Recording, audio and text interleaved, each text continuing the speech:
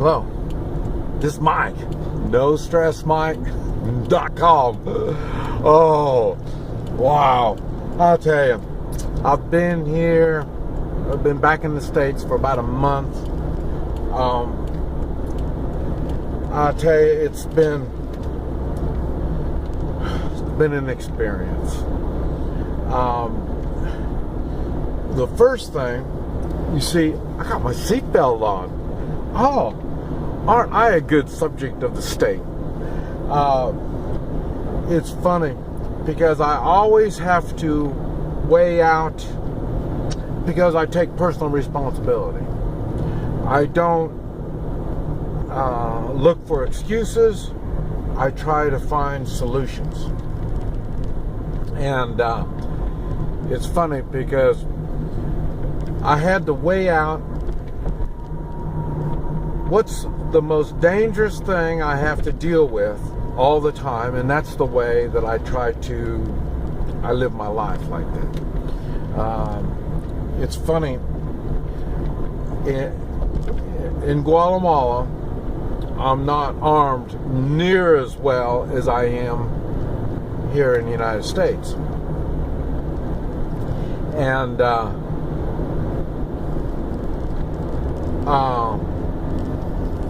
when I first turned on the video, I don't know if you could see it, but a policeman had somebody stop. And one thing I've noticed since I've been back, the population here in the United States is really docile. They're getting to be just like other populations throughout the world. It used to be the American people were really high-spirited. We didn't have as many laws and regulations and what do you call it? Tyranny. We didn't have as much control as there is right now. And I say there's a lot of control going on here.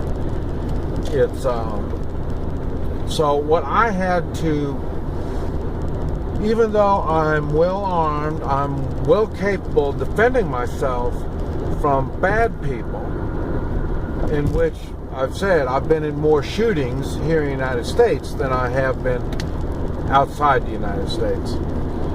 And so you would think there'd be more threats of personal body harm from bad guys here.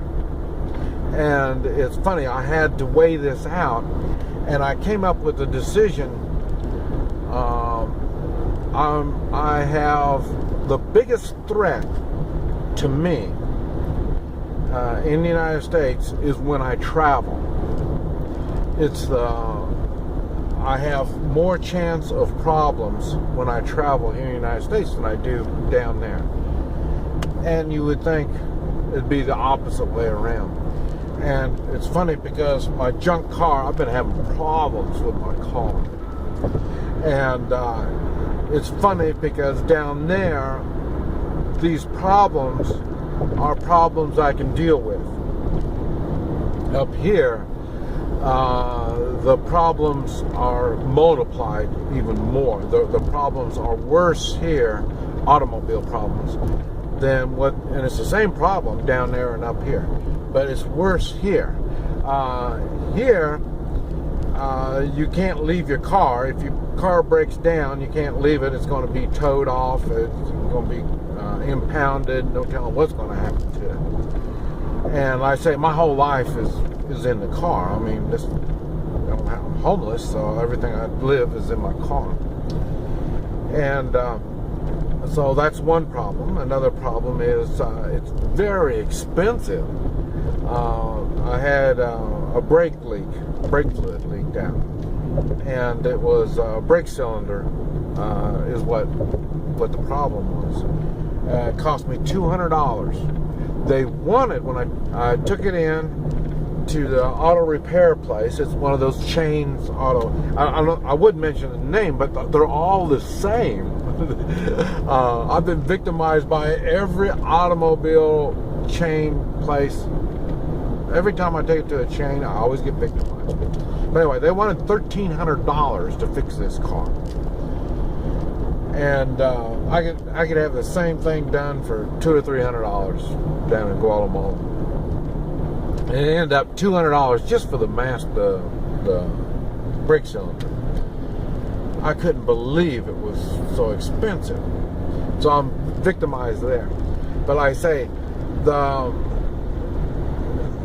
and there, right here, there's a policeman right there. Yeah. Oh no, it's not. Somebody stopped. Oh, that's another thing. The police cars here, they try to blend in. They want to blend in so then you can't see them. And it's funny because, and I've mentioned that before, they blend in so well, I won't stop. I roll down my window and I signal them to come with me to go to a convenience store or some place, public place, where I can pull off the highway. If it's on the highway, they can impound your car. If you stop and you're on private property, I think it's harder for them to impound your car.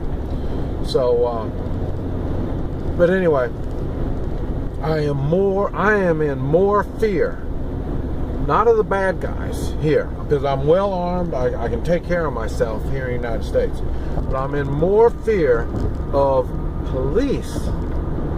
And I mean, that's any kind of police, local police, than I am of bad guys here in the United States. That's why I've got my seatbelt on. I mean, they look for an excuse to stop you.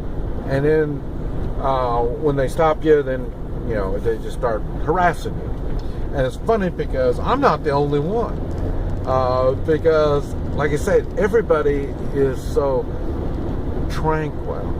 They're so easygoing. They're so law-abiding, and I've never seen it like this before. It used to be Texans, boy, they drive really fast.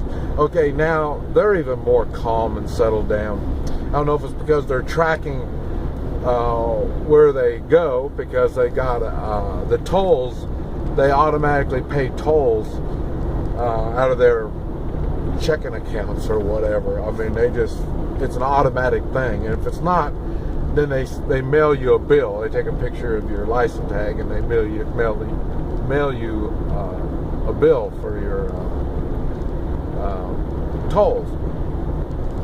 So anyway, the intimidation is really, really strong. And like I say, it's not just me. I say, because I'm so well armed, and I know there's going to be a bunch of harassment when they stop me, I have to do everything really by the book. So I'm a really law-abiding citizen. But everybody is the same way.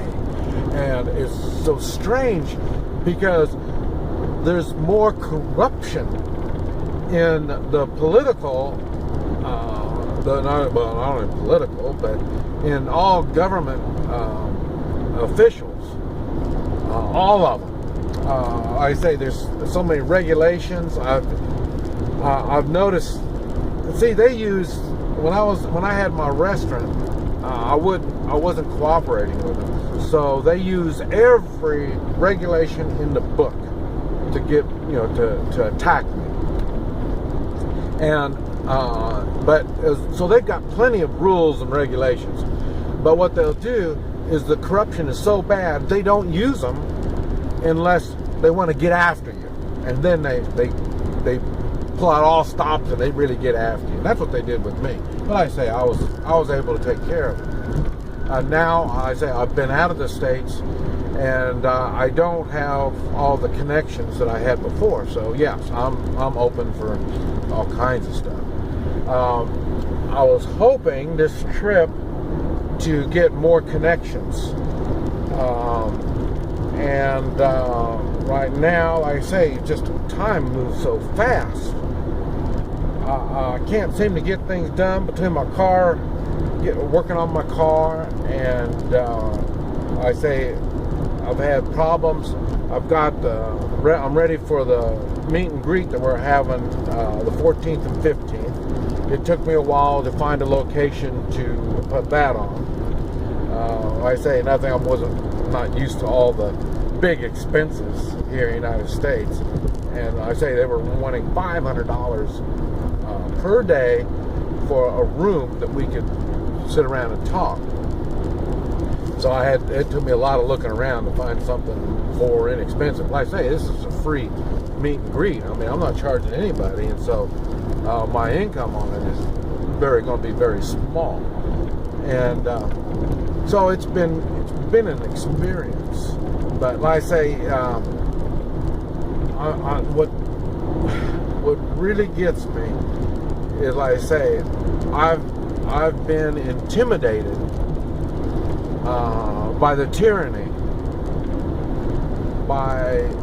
I say I have to be like everybody else, law-abiding and do all this stuff, and I know my main threat is the police, the local police, even the small-town cop,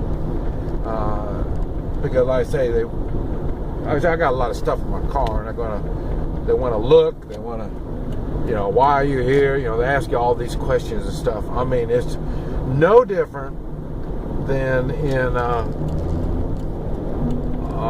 third world country, not a third world country. I mean, in war, when you're walking, they want to know who you are, where you're going, where you've been, what are you doing with this stuff, and it's the same thing that's going to go on here in the United States. And the people go along with it. I'm just totally amazed the conditions that the Americans live under. I'm not sure how we're going to get through this mess. We got problems. This is mine. NoStressMike.com.